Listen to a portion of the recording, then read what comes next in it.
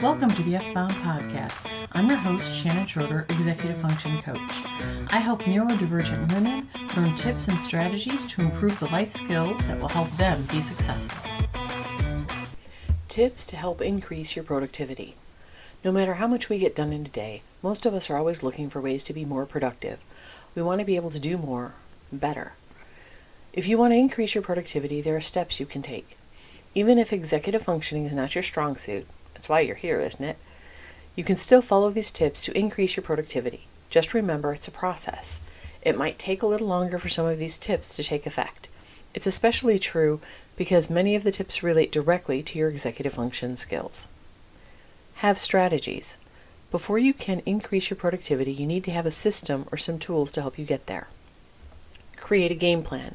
Having a game plan ties directly to one of the most difficult pieces of executive function skills, time management. This is one of the first tenets of being productive. Often, people rush around being busy all day, but they accomplish very little.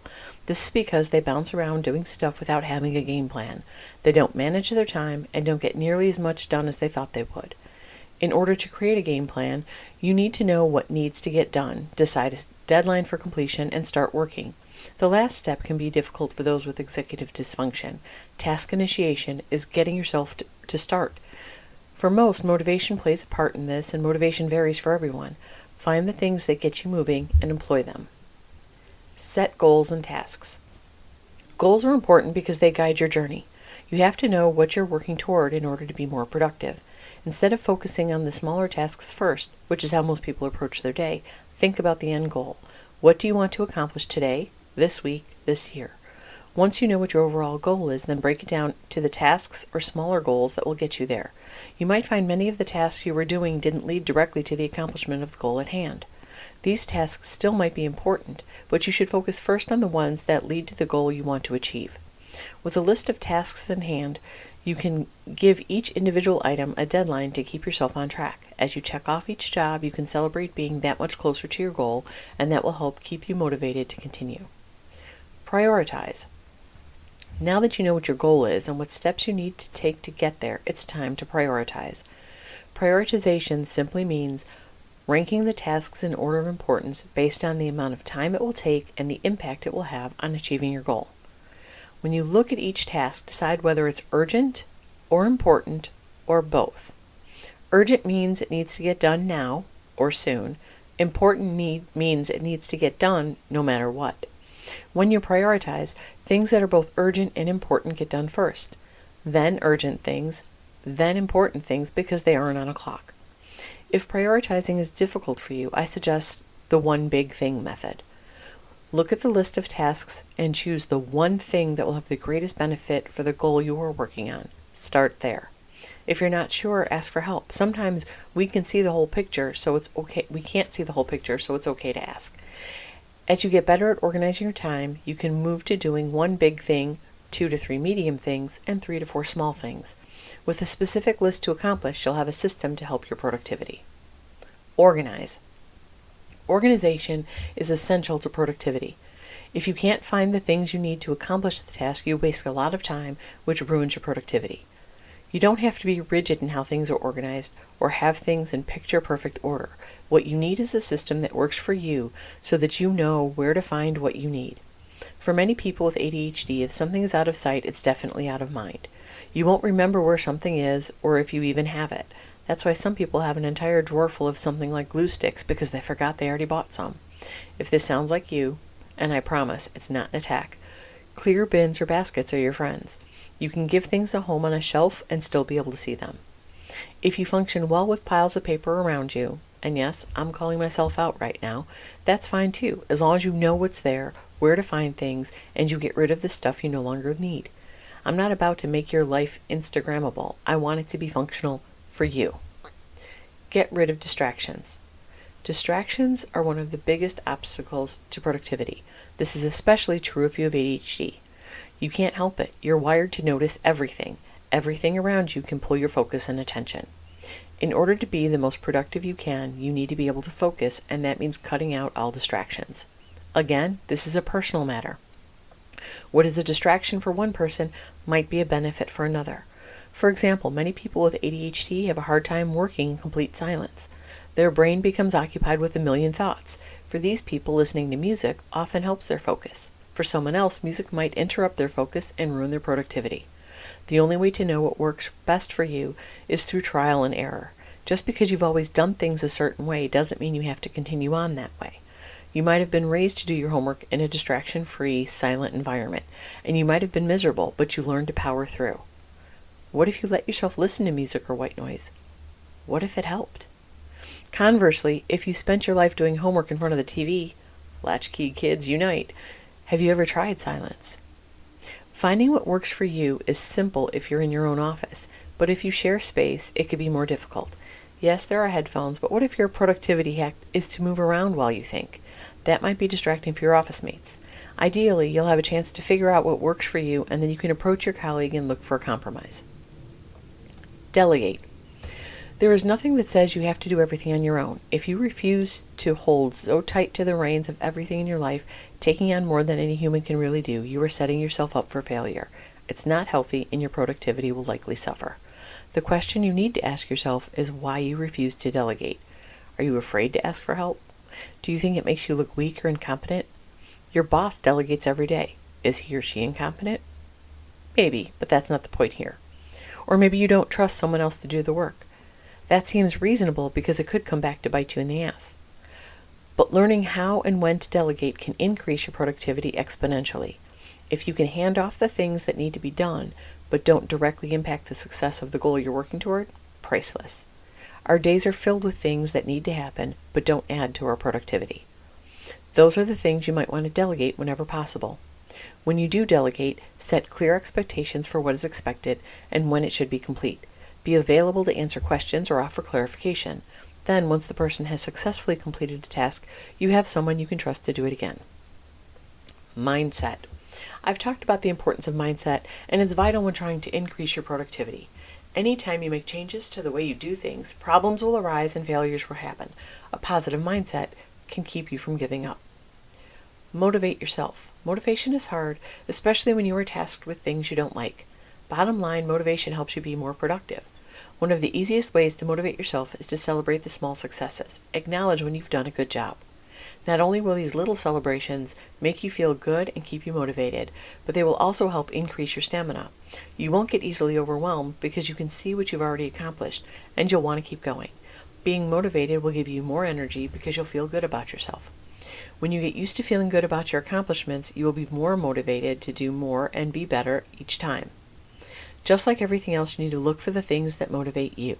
What works for one person might not work for you. Give yourself what you need to keep the motivation going. Resist negativity. Negativity will ruin your overall productivity. It's counterproductive and will make all accomplishments feel unsatisfying. Negativity can come from yourself or others, and it's important to shut it down immediately so that you can keep on track. How you think and talk to yourself will impact your ability to be successful. If you believe you will fail or that you're not up to the task at hand, you will belittle yourself until it becomes a self-fulfilling prophecy. Negativity can also refer to complaining or whining about your job. Yes, we all have things we don't like to do, but complaining about them isn't going to help. Furthermore, it can impact your mindset and influence how you see other aspects of your job or life. Complaining can ruin your focus and wear you out. If there is something negative at work, such as harassment, I'm not suggesting that you ignore it. That should be dealt with because a negative environment will drag you down. You might feel overwhelmed, stressed, or anxious, and that will affect your productivity. Worry can be another form of negativity. If you spend time worrying about every little detail, it can slow you down and impact your productivity. Worrying rarely accomplishes anything. If you suffer from anxiety, you might not be able to help it. Your mind always goes there, whether you want it to or not. Some positive self-talk might help, or maybe you need to deal with whatever has you worried so you can go back to the task. Keeping a positive mindset impacts all areas of your life. If you feel good, you will focus more and be able to be more productive. A positive mindset increases self-confidence and motivation. Bounce back from mistakes. Setbacks will happen. Even when you are at your peak productivity, sometimes shit just happens. It might not be your fault. Maybe it is. The important thing is how you respond. Do you get frustrated and give up? Or do you set your sights on fixing the problem or coming back from the failure? Many of my neurodivergent people struggle with perfectionism. Any small mistake or setback is seen as a failure. That viewpoint will take your productivity. Mistakes happen in all aspects of life. You can't prevent them. You can choose whether or not they become roadblocks. If you can teach yourself that mistakes are opportunities to learn, you can start to view them as a means to grow and become better. You don't need to dwell on a mistake, as that will lead to negativity, but you want to correct the mistake as best you can. Once it's corrected, you can look at the new outcome and determine what you could have done better along the way. What might have prevented the mistake? Was it within your control? How will you avoid something similar next time? Realizing that being able to answer those questions adds valuable tools to your toolbox of strategies that will help you overcome the need to beat yourself up. You made a mistake, but now you have ideas how to improve that you wouldn't have had if you hadn't made the mistake. Self-discipline. Self-discipline is essential for increasing your productivity. Without self-discipline, you won't be able to accomplish much. Self-discipline means you know what needs to be done and you do it. The problem for those who have executive dysfunction is that they are missing skills or parts of skills that are needed to get things done. Often they are called lazy and told they have no self-discipline. That's not really the case. They don't have a system or know the steps to get things done. So they do things, but sometimes it's not the right things. Then, because things don't turn out the way they're supposed to, they feel like failure and buy into being told they're lazy. If you want something, you can accomplish it. It's a matter of finding the right systems and the right triggers for you. This is why coaching a client can take years. It's a process to find the right mix of tools, strategies, and motivation. As difficult as it is, try to be patient and be kind to yourself. Self-care. I've talked about the importance of self-care both as the person going through the executive functioning journey or those supporting someone who is. It's hard and can be exhausting. Pushing yourself too hard or too fast will not make things happen quicker. You need to take care of yourself to get the most benefit from the work. Reward yourself. When you are working toward a goal, rewarding yourself is one way to keep you motivated. Just like when we try to get small kids to do something, we offer them a cookie. Eventually, they do the thing without the cookie. In theory, the risk you run of always giving yourself a treat as a reward is that you aren't really building your intrinsic motivation, it's always external. When you only do things for the prize, you might not keep going. You start to expect more or better rewards. So while I mentioned celebrating your successes earlier, I don't mean that it should always be something tangible. Sometimes when we start out doing a new thing, one that we don't like, we might need the external reward. However, we should be working toward the intrinsic reward of feeling good. Positive self-talk or affirmations are one way to do this. If you need to start giving yourself a reward, like 10 minutes to watch funny videos or a fancy coffee, that's fine. We all have to start somewhere. But along with that reward, give yourself some praise. The self-encouragement will start to feel better as your mindset shifts. Avoid burnout. Burnout sucks. It's more than being stressed or overwhelmed, and if you reach burnout, you're going to lose all your productivity. Burnout can happen for a number of reasons, so pay attention to how you feel. Recognizing the signs of burnout can help you head it off. Make sure you take regular breaks from things like work and school and building your executive function skills. No one can go at 100% 24/7. You need to allow yourself to recharge, or eventually everything will fall apart. Don't overextend yourself. Overextending yourself can happen in two ways. First, you take on more than you have time for. The other way is to take on a task that is beyond your capabilities. The first way will lead to overwhelm because you'll be running nonstop trying to figure out how to get it all done. As a mom, I feel this. Often as parents, especially women, we say yes to everything, even if it makes our lives more difficult. Learning to say no is an awesome thing. The second way will also lead to overwhelm, but it can also lead to a sense of failure. We will agree to do something that we don't know how to do. This isn't always a bad thing. Stretching ourselves to do new things is how we grow. However, there are logical steps to take. If I tell my boss I can create a math worksheet for a project and I know I'm comfortable with math up to algebra, but she asks me to create some calculus work, I'm in trouble. It doesn't make sense for me to take that on. I don't understand trig or pre-calc, but the temptation to agree to do it is there in order to impress my boss. Overwhelm and stress will lead to burnout, and then you won't be able to function well at all. Be realistic in what you are capable of, and be strategic in the challenges you take on. De-stress.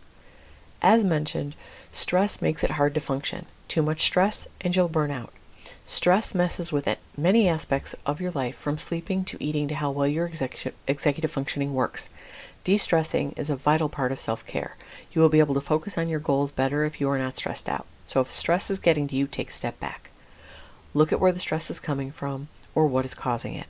Maybe you just need a break to recharge, or maybe there's something bigger at play and you need help, or you need to walk away for your own mental well-being. In choosing ways in which you want to increase your productivity, remember that strategies, mindset, and self-care all play a role. You need to see what works for you. That will involve some trial and error. What works for your friend might not be the method for you, and that's okay. Your executive function skills will impact your ability to increase your productivity. I'm not saying that you can't be more effective and more efficient to get more accomplished. You just need to be aware that doing so will require you to tap into skills that might be weak. You need to build them up and practice. Using these tips and strategies can help you be more productive and accomplish your goals. Keep an eye on the end game, but remember, it's a journey. I hope you enjoyed this episode of the F-Bomb Podcast. Thank you for listening. Remember to subscribe below and check out my show notes to learn more about my Facebook group, courses, and membership.